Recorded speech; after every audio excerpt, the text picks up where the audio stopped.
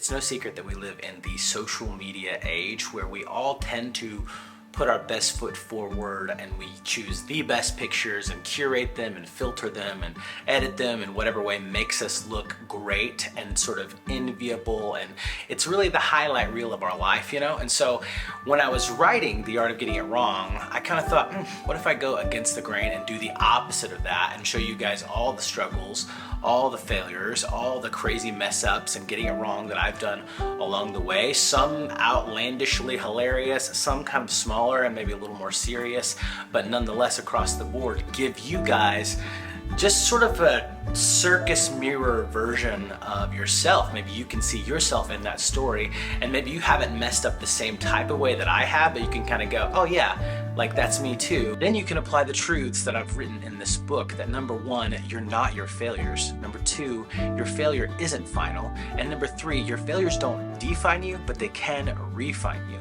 And so in the middle of all this, all your struggles, all your fears, all your anxiety, you can look at those truths and apply them to your life. And I really hope that The Art of Getting It Wrong is an encouragement for you in that way.